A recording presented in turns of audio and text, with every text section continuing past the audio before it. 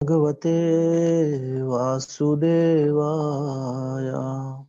ओम नमो भगवते वासुदेवाय। ओम नमो भगवते वासुदेवाय। नारायणं नमस्कृत्यं नरं चैव नरोत्तमं देवीं सरस्वतीं व्यासं ततो जयं मुदीरये।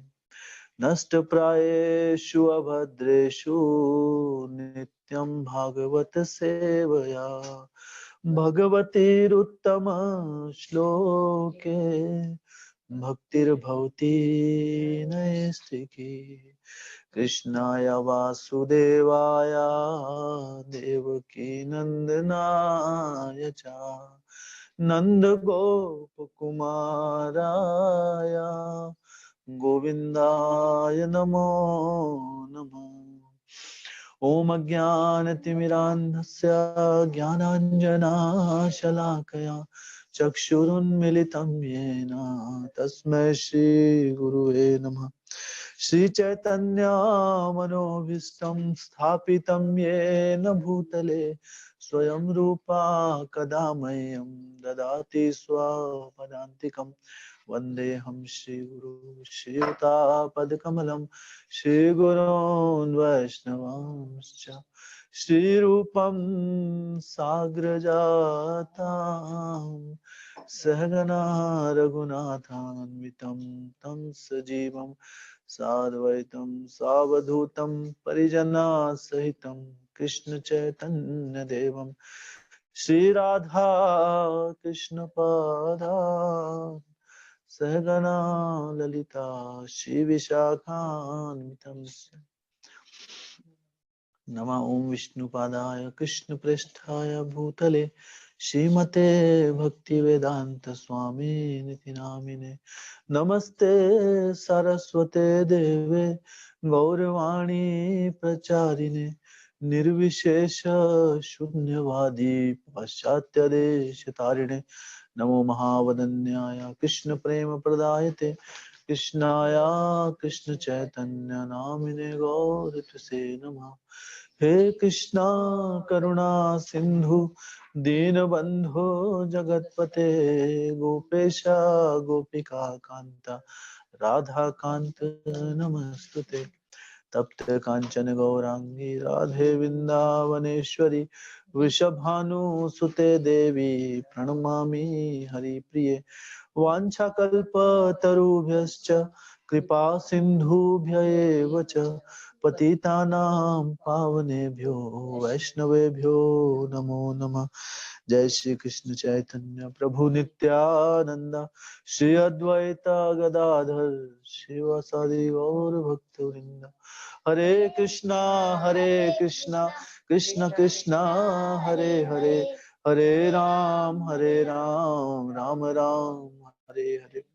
हरे कृष्णा कृष्ण कृष्ण हरे हरे हरे राम राम राम हरे हरे। हरे कृष्णा कृष्ण कृष्ण हरे हरे हरे राम राम राम हरे हरे।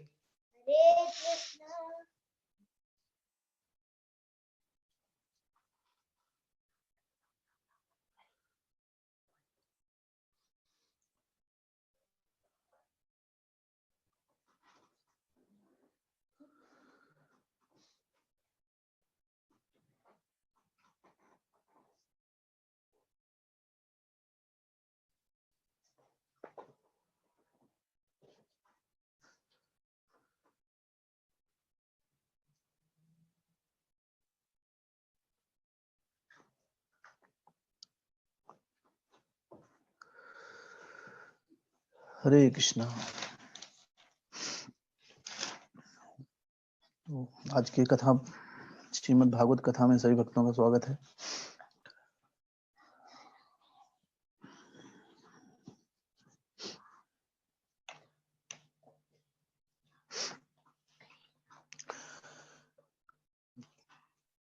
तो हम श्रीमद् भागवतम के प्रथम स्कंद दशम अध्याय श्लोक संख्या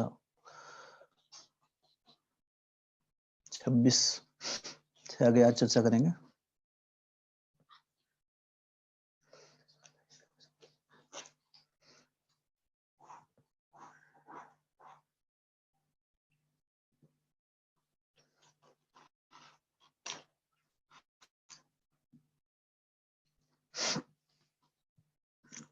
अहो अलम शलाघ्यतमं यदोकुलम् अहो अलम पुण्यतम अहो मधुर्वनम् यदेश पुंसां वृषभाश्च पति स्वजन्मना चक्रम्णेन चांचति।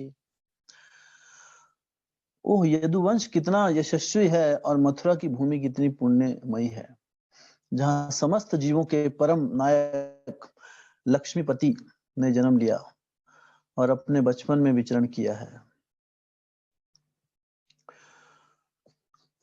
तो यहाँ पर हस्तिनापुर की जो स्त्रियां हैं वो किस प्रकार यहाँ पे वर्णन कर रही हैं कि यदुवंश कितना यशस्वी है और मथुरा की भूमि कितनी पुण्यमयी है, जहाँ समस्त जीवों में के परम नायक लक्ष्मीपति ने जन्म लिया है और अपने बचपन में विचरण किया है। तो ये जो दो स्थान हैं, यदुवंश और भगवान श्री कृष्ण ने इस जगत में जब जन्म लिया तो उन्होंने यदुवंश में जन्म लिया, यादव वंश में, और मथुरा में उन्होंने जन्म लिया वसुदेव और देवकी के पुत्र के रूप में। और उसके बाद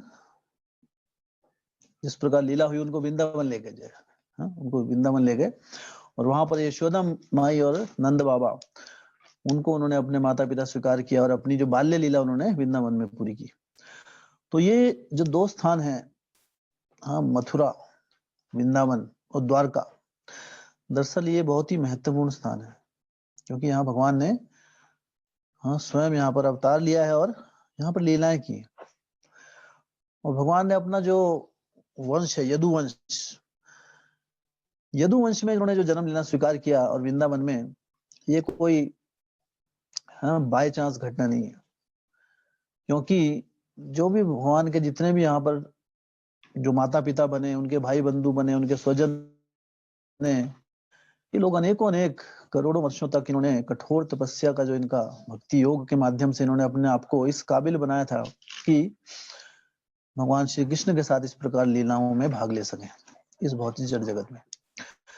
तो द्वारका के वासी यदुवंश और मथुरा वासी ये बहुत ही पुण्यकर्मी बताए गए, यशस्वी। क्यों? क्योंकि भगवान ने इनके यहाँ इन्हें अपना पर्सनल सानिध्य दिया, अपना व्यक्तिगत सानिध्य उन्होंने दिया, क्योंकि भगवान जो है अपने भक्तों के साथ ही लीलाएं करते हैं और किसी के साथ नहीं। तो इन भक्तों ने जो द्वारका वासी हैं, मथुरा वासी हैं या वृंदावन वासी हैं, इन्होंने अपनी भक्ति में की पराकाष्ठा को प्राप्त कर लिया है, इसीलिए भगवान ने यहाँ पर जन्म लिया।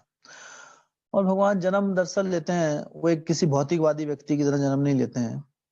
भगवान स्वेच्छा से इस जगत में आते हैं और स्वेच्छा से इस जगत से जाते हैं।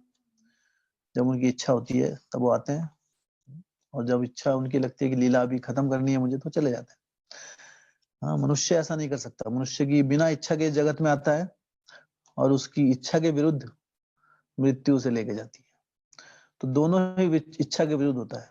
ना तो इच्छा से हमको जन्म मिलता है, हमारा जन्म हमारे हाथ में नहीं है, और हमारी मृत्यु भी हमारे हाथ में नहीं है, दोनों हमारी इच्छा के विपरीत है। लेकिन भगवान के लिए उनका जन्म और उनका जो इस जगत से लीलाओं का समापन करना, ये दोनों उनके द्वारा ही निर्धारित किया जाता है, दोनों चीजें। क्योंकि स्वराट है वो मालिक है। तो इस प्रकार वो इस जगत में आते हैं। और भगवान जब जन्म लेते हैं, दरअसल जन्म का अर्थ क्या है? भगवान का जन्म, भगवान तो शाश्वत है। जब हम कहते हैं कि भगवान जन्म लेते हैं तो शास्त्रों में उनकी तुलना की जाती है, जिस प्रकार सूर्य देव, सूर्य जब सुबह निकलता है पूरब में, तो हम कहते हैं कि सूर्य का उदय हो गया। जब सूर्य का जन्म हो गया और फिर सूर्य अस्त हो जाता है शाम के समय पश्चिम में, तो बोलते सूर्य अस्त हो गया। लेकिन जो सूर्य है वो हमेशा कहीं ना कहीं किसी ना किसी भूगोल के किसी भी एक भाग में वो प्रकट रहता है और विद्यमान रहता है। कभी भी ऐसा नहीं होता है कि सूर्य देव अस्त हो जाए या सूर्य का उदय हो। वो हमें ऐसा लगता है सूर्य हमेशा विद्यमान रहता है। अभी यहाँ पर सूर्य अस्त हो गया लेकिन किसी दूसरे देश में सूर्य है, अभी सूर्य विद्यमान है वहां पर। हाँ, वो उस देश को उजागर कर रहा है। या किसी ब्रह्मांड के दूसरे जो भाग है उस वहां पर उजाला फैला हुआ, यहाँ पे अंधेरा हो गया है। तो सूर्य का भी अस्त नहीं होता। उसी प्रकार भगवान इस जगत से चले जाते हैं तो ऐसा नहीं है कि भगवान चले गए इस जगत में, वो हमेशा है कहीं ना कहीं नित्य लीलाएं कर रहे हैं। हाँ, ये जिस प्रकार सूर्य अस्त हो जाता है हमारी आंखों से ओझल हो गया, सूर्य हमारी आंखों के सामने आया सुबह और सूर्य शाम को हमारी आंखों से सामने से चला गया। तो भगवान भी उसी तरह, भगवान का जन्म लेना सूर्य उदय होने जैसा है। इसलिए सूर्य को क्या कहा जाता है, सूर्य नारायण। तो जिस प्रकार सूर्य उदय होता है उस तरह भगवान इस जगत में जन्म लेते हैं। तो उनका जन्म उसी प्रकार से है, अन्यथा एक बद्ध जीव के जैसा जन्म नहीं होता है भगवान का। और जब वो अपनी लीलाओं का समाप्त करते हैं तो उनकी लीला यहाँ तो समाप्त हो जाती हैं। जिस प्रकार सूर्य कहीं और उग जाता है उसी प्रकार इस भौतिक जगत में, इस भूमि पे अगर भगवान की इस ब्रह्मांड में सेवाएं, उनकी लीलाएं खत्म होती हैं तो दूसरे ब्रह्मांड में शुरू हो जाती हैं। भगवान की कोई भी लीला कभी खत्म नहीं होती, वो चलती रहती है। इसलिए इन लीलाओं को क्या कहा गया है, नित्य लीला। तो यहाँ पर भगवान, यहाँ पर स्पेशली जो यहाँ यदुवंश और मथुरा की भूमि को बहुत ही यशस्वी पुण्यवान बताया गया है। क्योंकि भगवान क्यों हुई, वो क्यों इंपॉर्टेंट है, क्योंकि भगवान ने यहाँ पर जन्म लिया जहाँ समस्त जीवों के परम नायक लक्ष्मीपति ने जन्म लिया और अपने बचपन में विचरण किया है। तो अपना बचपन बिताया भगवान ने वृंदावन में। अहोबत स्वर्य शस्ति सस्करी कुशस्थली पुण्य यशकरी भुवा पश्यन्ति नित्यम यदनुग्रहेशितम स्मितावलोकम स्वपतिम स्म यत् प्रजा। निसंदेह यह कितना आश्चर्यजनक है कि द्वारका ने स्वर्ग के यश को पछाड़कर पृथ्वी की प्रसिद्धि को बढ़ाया है। तो देखिए ये कितना आश्चर्यचकित बात है कि द्वारका ने स्वर्ग के यश को पछाड़कर पृथ्वी की समृद्धि को बढ़ाया है।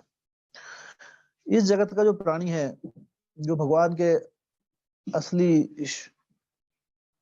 पूर्ण रूप से भगवान का जो अंतिम पराकाष्ठा है अध्यात्म की, जो भगवान की शुद्ध भक्ति,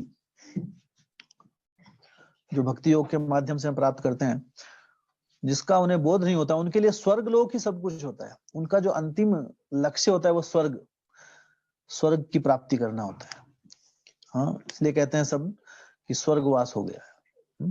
जब कोई मृत्यु होती है किसी की तो क्या कहते हैं, स्वर्गवास हो गया, क्योंकि लोग स्वर्ग से ज्यादा कुछ जानते नहीं है।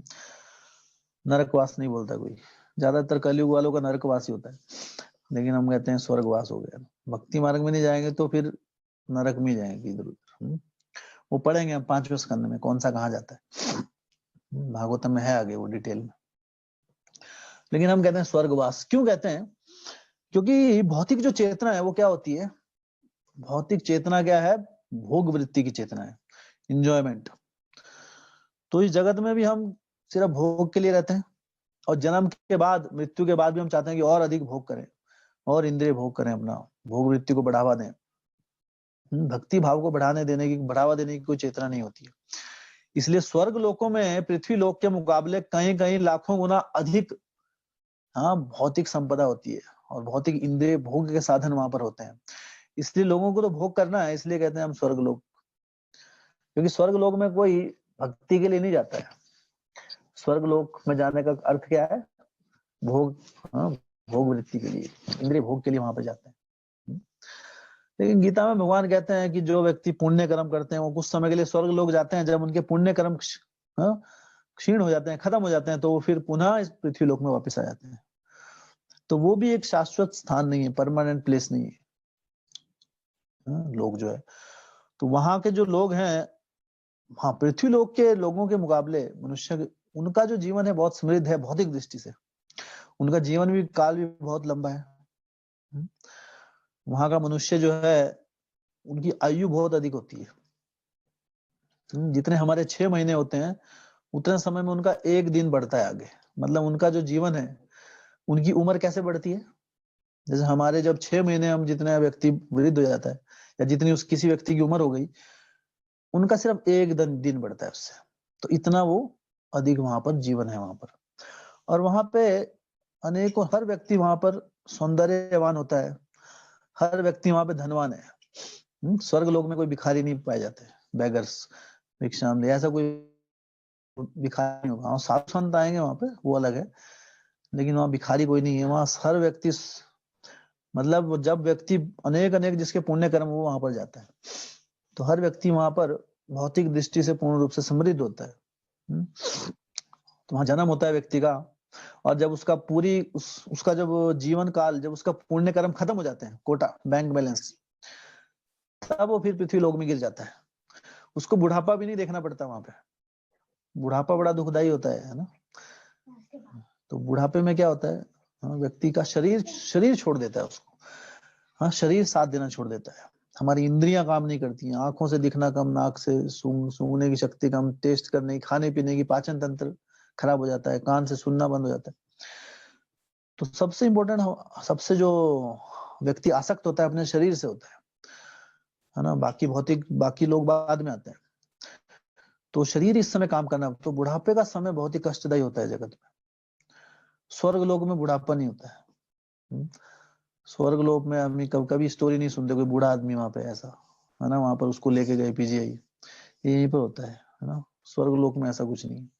वहां पे क्या है, सिर्फ जन्म होता है, अपना जो जीवन काल होता है उस समय वो एंजॉय करते हैं, आनंद अनेक अनेक, और उसके बाद मृत्यु जब उनका, हाँ, बीच में फ्रस्ट्रेशन बहुत आती है वहां पे, राक्षस लोग वहां पे हमला करते रहते हैं, तो वो सब रहता है वहां पे। दुख तो रहेंगे क्योंकि भौतिक जगत में ही है वो स्वर्ग लोग भी, लेकिन आनंद के साधन भी बहुत है। लेकिन और इस स्वर्ग लोक में जितने भी वासी हैं, इंद्र, चंद्र, वरुण, देव, जितने भी, हाँ, देवता लोग हैं, वो वहां पर वास करते हैं।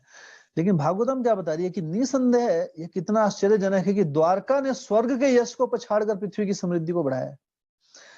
जो इस भौतिक जगत में जो द्वारका है, हाँ, वो स्वर्ग लोग उसके सामने तुच्छ पड़ जाते हैं।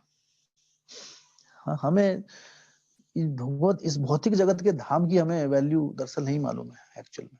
जहां भगवान ने जन्म लिया है उस स्थान की, द्वारका नगरी में भगवान जो है, उन्होंने अपना मैक्सिमम जो समय है, अत्यधिक समय इस भौतिक जगत में द्वारका नगरी में बिताया। भगवान 12 साल की उम्र में, हाँ, 12 साल तक वो मथुरा में रहे, सॉरी, वृंदावन में रहे।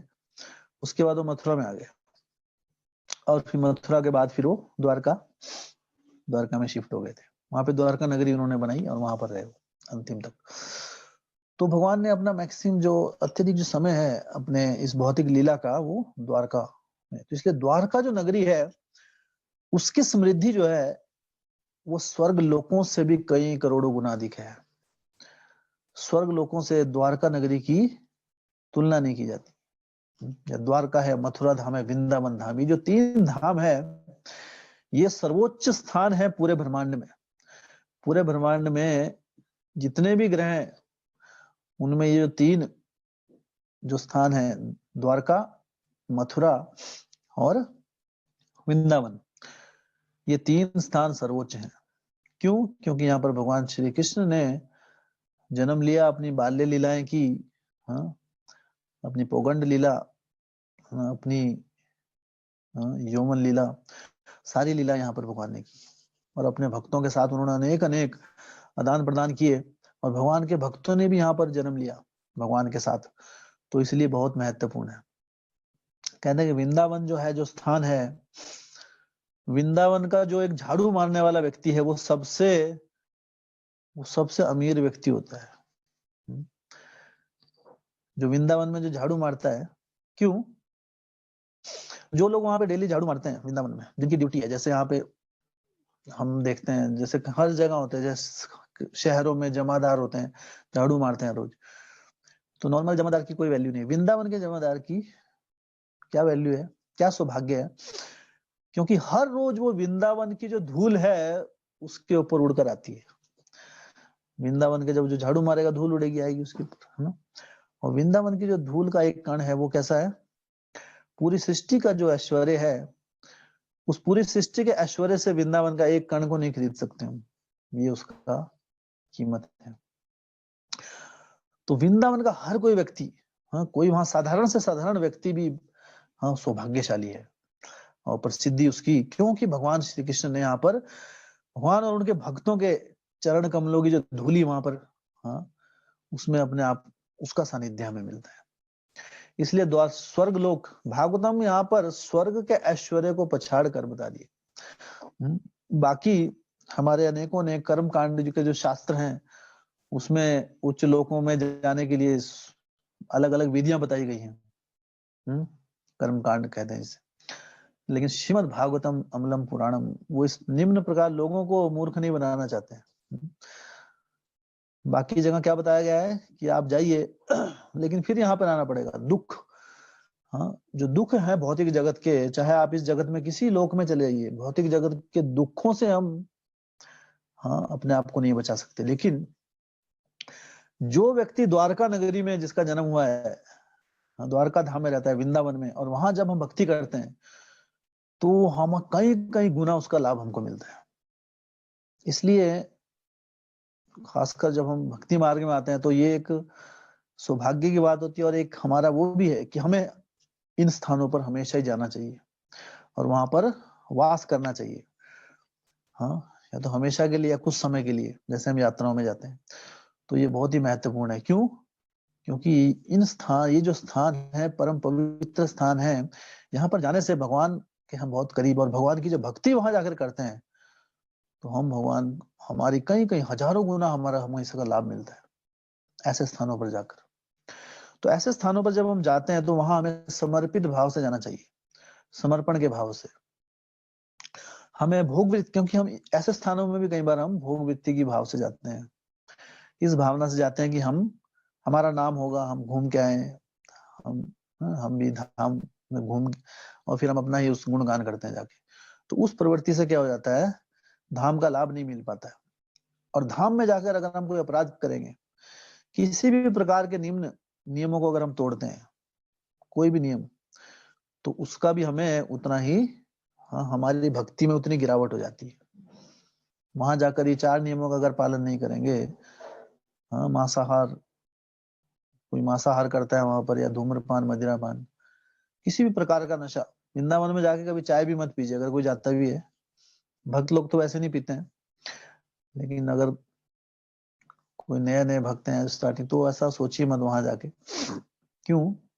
क्योंकि वो भी एक नशा है, किसी भी प्रकार का आप वो करेंगे भक्ति से विपरीत होकर, हाँ।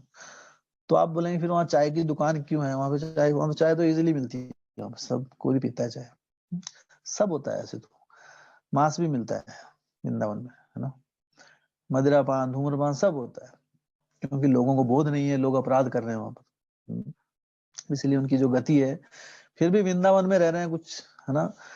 लेकिन हमें वहां इस प्रकार, वृंदावन जब धाम जाते हैं तो धाम की सेवा, सेवा भाव से, न कि धाम को आनंद लेने की। जैसे हम किसी टूरिस्ट प्लेस पे जाते हैं, क्यों जाते हैं, उस प्लेस को, उस जगह को एंजॉय करने के लिए, उस जगह का आनंद लेने के लिए।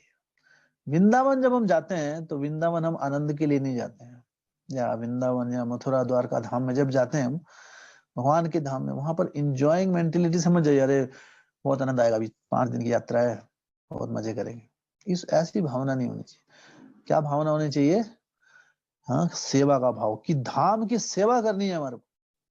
धाम की सेवा कैसे करेंगे, वहां पर अपनी भक्ति को बढ़ाने जा रहे हैं, भगवान की सेवा, धाम वासियों की सेवा के लिए जा रहे हैं, ना कि इंजॉयमेंट के लिए हम जाते हैं। इंजॉयमेंट तो है उसमें स्वाभाविक रूप से, जीवेरा स्वरूप होए कृष्ण नित्य दास, जब हम अपने दासत्व भाव में भगवान की सेवा करते हैं तो वो आध्यात्मिक रस तो हमें मिलता है, लेकिन हमारा वैसा भाव नहीं होना चाहिए, किसी भौतिक रस की चेष्टा से हमें धाम का, धाम दर्शन के लिए नहीं जाना चाहिए। इसलिए कहा जाता है कि कभी भी धाम में जब जाएं तो भक्तों के संग में जाना है, और भक्तों के संग में जाके वहां श्रवण करना है, कभी भी अकेले धाम जाके कोई लाभ नहीं होता है, उल्टा अपराध हो जाता है। क्योंकि ये बहुत महत्वपूर्ण स्थान है। श्रीमद् भागवतम स्वर्ग लोक से भी उच्च बता रही है इन स्थानों को। हाँ, कि ना कि स्वर्ग के यश को पछाड़ कर पृथ्वी की समृद्धि को बढ़ा दिया इन स्थानों ने, द्वारका धाम ने, जहाँ भगवान ने लीला, द्वारका, वृंदावन, मथुरा धाम, हाँ, स्वर्ग के ऐश्वर्य को भी पछाड़ दिया है। तो ये कोई मामूली स्थान नहीं है, लेकिन हम अपने इन चर्म चक्षुओं से वृंदावन या मथुरा, द्वारका धाम के दर्शन नहीं कर सकते हैं। इसलिए अपने कर्णों से, जब हम भक्तों से श्रवण करते हैं, तब हमें दर्शन होता है। तो इसलिए बहुत महत्वपूर्ण है इन स्थानों का जो हमारे पास क्या है। कई बार हम पूरा जीवन अपना इसलिए बिता देते हैं, इसी इसी सोच में बिता देते हैं, और चिंतन में या दुखी होकर कि हमारे पास क्या नहीं है। हमारे पास ये नहीं है, हमारे पास गाड़ी नहीं है, अच्छी गाड़ी नहीं है हमारे पास, या अच्छा घर नहीं है मेरे पास, अच्छी नौकरी नहीं है ना, संतान नहीं है, पुत्र प्राप्ति नहीं है हमको। तो लोग इस प्रकार भौतिक चीजों को सोच सोच कर अपना जीवन जो है व्यर्थ कर देते हैं। लेकिन हमारे पास क्या है, अगर हम वो सोचें, तो जो नहीं है वो तुच्छ है उसके सामने। स्वर्ग लोकों से भी अधिक सौभाग्य है हमारा कि हम भारत भूमि में जन्म लिया है, क्योंकि भारत भूमि में भगवान श्री कृष्ण स्वयं आए हैं। हाँ, यहाँ का जो इसका जो हाँ प्रसिद्धि है, जो गुणगान है, हाँ, वो चारों तरफ इसका यश, दूसरे लोक के वासी पृथ्वी लोक में आने के लिए तरसते हैं, और पृथ्वी लोक के वासी सोचते हैं कहाँ पे आ गए हम। तो भगवान ने यहाँ पे भारत भूमि में जन्म लिया है, और लोग फॉरेन जाना चाहते हैं, हमें विदेश में जाना है, अमेरिका जाएंगे, हम इंग्लैंड जाएंगे, है ना, और वहां जाकर हम क्या बन जाएंगे, हाँ, धर्मेना हीना पशु भी समाना, तो हम पशु बनने जाते हैं वहां पे। वहां कुछ कोई किसी भी प्रकार की वहां पे कल्चर नहीं है। तो अपना सौभाग्य छोड़कर हम दुर्भाग्य की तरफ भागते रहते हैं। ये कलयुग का की मेंटेलिटी है। श्रीमद् भागवतम हमें अपने सौभाग्य को पुनः बताने आए कि हाँ, हम कितने सौभाग्यशाली हैं। हाँ, चिंता क्यों करते हो। श्रीमद् भागवतम हमारे लिए इसीलिए हमारे पास आई है कि हमें कॉन्फिडेंस से जीना चाहिए। क्यों? हाँ, व्यक्ति को ऐसा नहीं सोचना कि हम हमारे पास कुछ नहीं है। जब हम बड़े ऐसे ऐसे भक्तों की लीलाएं सुनिए, जिनके पास भौतिक दृष्टि से कुछ भी नहीं है, अगर गरीबी की बात भी की जाए, कोलोवेच श्रीधर, ऐसे ऐसे भक्त हुए हैं जिनके पास कुछ नहीं होता भौतिक संपत्ति, लेकिन वो पूर्ण सच्चिद आनंद है ना, वो भौतिक आध्यात्मिक आनंद में हमेशा भगवान की लीलाओं का स्मरण करते हुए आनंद के सागर में ओतप्रोत होते रहते। लेकिन इसलिए मनुष्य का बहुत बड़ा दुर्भाग्य होता है जब वो अपने आप को इसलिए हमेशा चिंता करता रहता है कि मेरे पास क्या नहीं है। हाँ, लेकिन ये नहीं सोचते कि मेरे पास क्या है, क्योंकि बहुत लोगों के पास नहीं होता है वो। और भारत भूमि में आने के बाद भी किसी विरले के पास ही भारत भूमि में आने का जो सौभाग्य है उसके बारे में पता है। बोलते हैं मेरा भारत महान। मेरा भारत महान क्यों है? नॉर्मली हम बोलते हैं मेरा भारत महान, तो भारत महान इसलिए नहीं है कि मैंने जन्म लिया यहाँ पे, क्योंकि कृष्ण ने अगर हम भारत में आके कृष्ण भक्ति नहीं कर रहे हैं तो मेरा भारत महान बोलने का कोई लाभ नहीं। भारत महान ही इसलिए हुआ है कि कृष्ण यहाँ पर आए हैं, और कृष्ण ने यहाँ पर लीलाएं की हैं, और भगवान के भक्त यहाँ पर आए हैं, हाँ, भगवान के साथ, और यहाँ लीलाएं की हैं। अनेक अनेक यहाँ पर स्थलियां हैं जहाँ भगवान ने लीला, अभी भी यहाँ पर है। तो इसलिए भारत महान है। तो जिसलिए भारत महान है, अगर हम उसी चीज को ना अपनाएं तो हम सबसे भारत में रहने के बाद भी दुर्भाग्यशाली हैं। भारत को कोई भी धन दौलत के लिए नहीं जाना जाता है कभी भी। धन दौलत के लिए दूसरे देश हैं, भारत अपने अध्यात्म के लिए जाना जाता है। और कुछ कोई महानता नहीं है भारत की, सिर्फ अध्यात्म के कारण माना जाता है। और उसी चीज को हम ना अपनाएं तो कोई लाभ नहीं। श्रील प्रभुपाद जी जब ब्रिटेन में गए प्रचार करते हुए, तो लोगों ने कहा उनसे, रिपोर्टर ने, कि आप भारत से हैं स्वामी जी, और आप यहाँ पर आए हैं हमारे पास इंग्लैंड में, अंग्रेजों के देश में आए हैं आप, तो आप क्या देंगे हमको? हम तो आपका सब कुछ पहले ही चुरा के लेके आ गए, भारत को लूट के आ गए। इतने वर्ष हमने यहाँ पर अंग्रेजों ने वास किया यहाँ पे इंग्लैंड, है ना, भारत में। तो प्रभुपाद जी ने कहा आप सब तो लेके आ गए, लेकिन सब कचरा लेके आ गए आप, है? जैसे अगर कोई आदमी शॉपिंग करने जाए और वहां पे जाके कचरा उठा के लेके आ जाए तो उसको बड़ा सौभाग्यशाली नहीं होगा, आप कचरा लेके चले गए सफाई करके चले गए, यहाँ पे असली चीज तो लेके नहीं गए आप। बस जो बचा था वो देने आए, जो असली चीज है ना, हाँ कृष्ण भक्ति, जो सबसे अनमोल चीज है भारत की, वो भूल गए थे आप लोग। मैं वो देने के लिए आया हूँ आपको, उसकी डिलीवरी के लिए आया हूँ। हाँ बाकी आपने जो पहले जो राज किया यहाँ पे, लूट के ले गए धन दौलत, वो कैसा है, शास्त्र श्रीमद् भागवतम में पढ़ेंगे आगे। जो सोना चांदी जो लूट के ले गए, उसे क्या शास्त्रों की नजर में क्या है वो, हाँ उसे मनुष्य का मलमूत्र कहा जाता है, येलो स्टूल। मलमूत्र भी पीले रंग का होता है ना, तो इसलिए उसको सोना भी पीले रंग का होता है। तो भागवतम में पढ़ेंगे आगे आगे। तो उससे तुलना की गई है। भगवान की भक्ति से विहीन जो चीज है, धन है, वो कैसा है, उसकी कीमत उससे ज्यादा और कुछ नहीं। लेकिन भौतिक दृष्टि से हमें लगता है कुछ मूल्य होगा इसमें। प्रभुपाद जी कई बार उदाहरण देते हैं, dry stool and the dry stool and wet stool.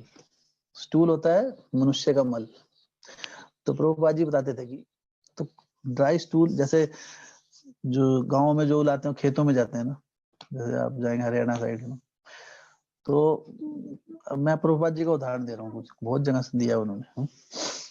तो कहते हैं कि लोग क्या है, ऐसे कंपैरिजन करते हैं कि ड्राई स्टूल्स या फिर वेट स्टूल, मतलब गीला और सूखा, लेकिन दोनों की क्या वैल्यू है, तो हाँ मली है वो, उसका कोई लाभ नहीं होता। तो भौतिक दृष्टि से भौतिक ऐश्वर्य का कोई लाभ नहीं है, वो ऐसा ही लाभ है जैसे कोई कोई ड्राई है कोई वेट है, लेकिन है वो स्टूल।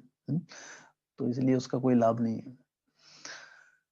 तो द्वारका के निवासी उनके प्रिय स्वरूप में समस्त जीवों के आत्मा कृष्ण का सदैव दर्शन करते हैं। उनके प्रिय स्वरूप में, तो द्वारका के वासियों का सौभाग्य क्या है देखिए, है ना, वो भगवान के प्रिय स्वरूप। दरअसल भगवान का जो सबसे जो उनका असली जो स्वरूप है वो क्या है, श्याम सुंदर कृष्ण, उसके रूप में वो दर्शन, जो उनका सर्वोच्च जैसे है भगवान यथारूप। बाकी तो भगवान ने विस्तार किया है विष्णु रूप में, और जितने भी अवतार हुए हैं, राम अवतार, वराह अवतार, मत्स्य अवतार, वो भगवान का एक्चुअल रूप नहीं है, वो भगवान ने विस्तार किया है। द्वारका वासियों ने भगवान का कृष्ण रूप में दर्शन दिया, इसलिए द्वारका के निवासी उनके प्रिय स्वरूप में समस्त जीवों के आत्मा कृष्ण का सदैव दर्शन करते हैं, इसलिए कितने सौभाग्यशाली हैं वो। दरअसल धाम वासियों का हम जो सौभाग्य है वो, उसका हम आकलन भी नहीं कर सकते कभी, हम समझ भी नहीं पाए कितना सौभाग्य है उनका। हाँ जिन्होंने भगवान के इन स्थानों पर, जहां भगवान ने लीलाएं की, वहां पर कई बार आप देखिए, वृंदावन जाइए ऐसे स्थानों पर, वहां पे जैसे कई गरीब लोग हैं, वो बचपन है तो कुटिया बनाकर रहते हैं, कहीं छोटे छोटे बच्चे, उधर ही जन्म हुआ उन्होंने वृंदावन की भूमि में, वो सड़क पे ही पैदा होते हैं हमेशा, लेकिन उनका सौभाग्य जो है, हाँ वो बड़े बड़े करोड़पति अरबपतियों से भी अत्यधिक है। दिन रात वो वृंदावन की भूमि में, धरती में लेटते रहते हैं इधर उधर, कितना सौभाग्य है। जब हम यात्रा में जाते हैं तो वृंदावन में जाके लेटते हैं, धूल को झाड़ते नहीं वहां पे। और जो वहां पर जो जो ऐसे काम करने वाले जो लोग होते हैं वहां पे, उनके बच्चे वहीं पैदा होते हैं धूल में, और दिन रात धूल में घूमते रहते हैं। हाँ तो आध्यात्मिक दृष्टि से उनका जो सौभाग्य है, उसकी तो वो अतुलनीय होता है। भगवान उन पर दृष्टिपात करते हैं और अपनी मुस्कान भरी विचवन से उन्हें कृतार्थ करते हैं। तो ये जो सौभाग्य यहाँ पे सब बताया जा रहा है उनका, कि भगवान उनकी तरफ देखते थे डायरेक्ट, उनको उनकी है ना अपनी मुस्कान, भगवान की जो स्माइल है, हमेशा वो इसका सौभाग्य प्राप्त करते थे। तो ये है द्वारका मथुरा वासियों का सौभाग्य। तो द्वारका मथुरा जो धाम है, ये सारे के सारे जो धाम है, ये स्वर्ग लोक भी इनके सामने तुच्छ बताया है। श्रीमद् भागवतम जो है बड़ा यूनिक लिटरेचर है, यहाँ दूध का दूध पानी का पानी हो जाता है। जो भौतिक दृष्टि से बहुत मूल्य बताया जाता है भागवतम, इसलिए लोग भागवतम के इन भागों को छोड़ ही देते हैं, या भागवतम पढ़ते नहीं लोग, क्योंकि जिन चीजों का लोगों को अभिमान होता है, श्रीमद् भागवतम बोलते हैं ये तुच्छ है, ये मलमूत्र है, भागवतम ऐसे बोल देती है उस चीज को। लोगों को अपने ऐश्वर्य का, हाँ, अपने, हाँ, इन चीजों का अभिमान होता है कि मेरे पास बहुत धन है, मेरा बहुत नाम है ना, सब कुछ। श्रीमद् भागवतम बोल रहे हैं कि अरे तुम सबसे अधिक गरीब हो। तो बोले अरे क्या ना, इसलिए इसलिए शास्त्र पढ़ते ही नहीं, हम भागवतम में आएंगे नहीं। है ना, क्यों? क्योंकि श्रीमद् भागवतम क्या कर देती है, पोल खोल देती है सारी, कोई लाभ नहीं है श्रीमद् भागवतम, क्योंकि श्रीमद् भागवतम सच्चाई बोलती है। हाँ, बाकी जो है, इसलिए व्यास देव जी को डांट दिया था नारद मुनि जी ने कि तुमने सबको झूठ मूठ से सबको खुश कर रहे हो बाकी शास्त्र लिख के, तुमने सच्चाई तो बताई नहीं अभी तक। सच्चाई है श्रीमद् भागवतम, तब श्रीमद् भागवतम की सजना। झूठ मूठ से खुश होकर कोई लाभ नहीं है। जैसे कई बार जो बड़े बड़े लोग होते हैं वो कई बार असिस्टेंट रखते हैं 3-4, और उन असिस्टेंट को क्या होती है, एक इंस्ट्रक्शन होती है। कुछ लोग इसलिए रखते हैं कि आपको सैल्यूट करना है, हमको बार बार आपने प्रशंसा करनी है हमारी, लेकिन वो सच में थोड़ा करते हैं, वो झूठी करते हैं। हाँ, लोगों को आदत पड़ जाती है झूठी प्रशंसा सुनने की। लेकिन समझदार व्यक्ति को अगर झूठी प्रशंसा करेंगे, वो बोलेंगे उसको कोई आनंद नहीं आएगा उसमें ना। लेकिन लोग रखते हैं ऐसे असिस्टेंट, वो उनको उनकी ड्यूटी होती है कि आपको 3 टाइम जब भी जाएंगे सैल्यूट करना है, नमस्कार करना है। उससे अच्छा लगता है उनको, अरे मुझे कोई बोल रहा है ऐसा, मुझे इज्जत मिल रही है। लेकिन ये सब क्या है, झूठ की दुनिया है, उसका कोई लाभ नहीं है। तो इस प्रकार जो असली ऐश्वर्य है जो हमारे पास है, इस जगत, सबसे पहले तो सौभाग्य है भारत भूमि में जन्म लेने का। उसके बाद भारत भूमि में जन्म लेने के बाद भगवान श्री चैतन्य महाप्रभु के आंदोलन में आना, शुद्ध भक्ति मार्ग में, और वो भी उस युग में जिसमें खुद चैतन्य महाप्रभु आए हैं। हाँ, और उस युग में जब चैतन्य भगवान श्री कृष्ण भी सिर्फ 5000 साल पहले आए हैं, उस समय, और जब भगवान की जहाँ पे लीला स्थलियां अभी भी स्थापित हैं, जहाँ भगवान ने लीला की, अभी भी वो दूर नहीं है हमसे। नहीं तो समय के साथ सब खत्म हो जाता है, छुप जाती है। इतना सब कुछ है हमारे पास। हाँ, अभी सारा श्रीमद् भाव, सारे लिटरेचर है हमारे पास। उससे हमारी लुप्त हो जाएगा, जैसे कलयुग बढ़ेगा धीरे धीरे लुप्त हो जाएंगे सब। जितने सारे वैदिक शास्त्र हैं अभी आज की डेट में, सिर्फ 6% हमारे पास है। 94% शास्त्र लुप्त हो चुके हैं। लेकिन सौभाग्य की बात है कि निचोड़ बचा है, श्रीमद् भागवत, भगवद गीता। तो निचोड़ है हमारे पास। तो सारे शास्त्र, वैसे सारे शास्त्र तो अभी कोई पढ़ भी नहीं पाएगा। हाँ, सबके लिए कोई इतना ज्ञानी नहीं है, अभी इतना पंडित नहीं बचा है कोई कलयुग में। तो श्रीमद् भागवतम, लेकिन धीरे धीरे श्रील प्रभुपाद जी कहते हैं 10,000 साल बाद ये संघ जो है ये भी डिसमेंटल हो जाएगा। इतने लोग, हाँ, पथभ्रष्ट हो जाएंगे कि भक्ति मार्ग, उसके बाद भक्ति करना मुश्किल हो जाएगा। तो ये हमारा परम सौभाग्य है। तो हमारे पास क्या है, हमारे पास क्या अवसर है, उसे ध्यान में रखते हुए इस अवसर का पूर्ण लाभ हमें उठाना चाहिए। अभी भीष्म पंचक चल रहा है। ये जो अंतिम जो 5 दिन होते हैं एकादशी से, कार्तिक मास के चतुर्मास के जो लास्ट के जो 5 दिन होते हैं, इन्हें कहता है भीष्म पंचक। तो ये 5 दिन होते हैं, ये बहुत ही महत्वपूर्ण है आध्यात्मिक दृष्टि से। पूरा कार्तिक महीना, पूरे चतुर्मास तो है ही, लेकिन अंत में 5 दिन और भी महत्वपूर्ण है। जैसे सारी एकादशी होती है, सारी एकादशियां इंपॉर्टेंट है, लेकिन पांडव निर्जल एकादशी का विशेष महत्व है। उस दिन हम करते हैं तो बहुत अधिक लाभ मिलता है। पांडव निर्जल एकादशी में हमें इतना लाभ मिलता है कि अगर पूरे साल किसी एकादशी में त्रुटि हो जाए और पांडव निर्जल एकादशी अच्छे से रख लें तो सारी एकादशियों का लाभ मिल जाता है। उसी तरह भीष्म पंचक में भी का भी बहुत महत्व बताया गया है शास्त्रों में। इस समय हमें तो जितने भी अनेकों अनेक चीजें हैं वैसे तो निभाने के, लेकिन हम भक्ति मार्ग उन चीजों की ज्यादा चर्चा नहीं करते हैं। हाँ, लेकिन मेन जो चीजें हमारी हमारी जो ऑलरेडी जिस चीज में हम जुड़े हुए हैं, क्योंकि भक्तों के लिए कोई स्पेशल डे वैसा नहीं होता कि आज हम ये करेंगे। भक्तों को रोज चैंटिंग करनी है जो कि सर्वोच्च है। हाँ, भक्तों को रोज भक्तों का संग लेना है जो कि सर्वोच्च है। हाँ, भगवान का प्रसाद लेना है जो कि सर्वोच्च है। तो ये सर्वोच्च चीजें भक्त रोज करते हैं। लेकिन इस समय ये जो चीजें हैं, इसको जब हम अत्यधिक और अधिक दृढ़ता से करते हैं, ब्रह्म मुहूर्त में हम उठते हैं, नॉर्मल भी उठते हैं, लेकिन इस समय तो ये जो 4-5 दिन जो अंतिम बचे हैं, सभी भक्तों से निवेदन है कि आप इसका पूर्ण लाभ उठाइए। ब्रह्म मुहूर्त में अपने दर्शन दीजिए, उस समय जप कीजिए। और श्रीमद् भागवतम जो है उसमें मिस मत कीजिए इन 4-5 दिनों में। तो ऐसा नहीं है कि भीष्म पंचक में मिस नहीं करनी है आपको, इसलिए हम कहते हैं कि लेकिन इन दिनों में इसका विशेष लाभ मिलता है हमें। इन दिनों में मिस नहीं करेंगे तो बाकी दिनों में भी मिस ना करने की भावना जागृत होगी, ये फायदा होता है ऐसे समय पे भक्ति के नियमों का अत्यधिक पालन करने से। तो ये भी आज कल से एकादशी से लेकर अगले 4 दिन जो अभी चतुर्मास के लास्ट दिन है, इसे भीष्म पंचक कहा जाता है। और इसकी बाकी इसकी कई महिमा है डिटेल रूप में, लेकिन हरि नाम सर्वोच्च। हरि नाम करना, श्रवण करना, कीर्तन करना, संग लेना, भागवत श्रवण करना, इसके अंतर्गत सारे नियम आ जाते हैं। ये सारे नियमों से ऊपर होता है।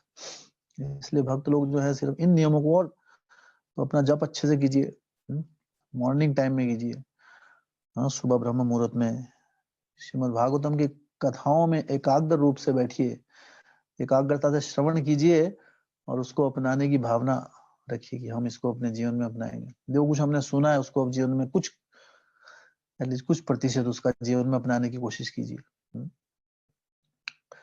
तभी हमारे अंदर भावना आएगी एक दिन जब इसको पूरा अपने जीवन में अपना पाएंगे। बहुत बहुत धन्यवाद सभी भक्त। शील प्रभुपाद की जय। किसी भक्त को प्रश्न है? क्वेश्चन?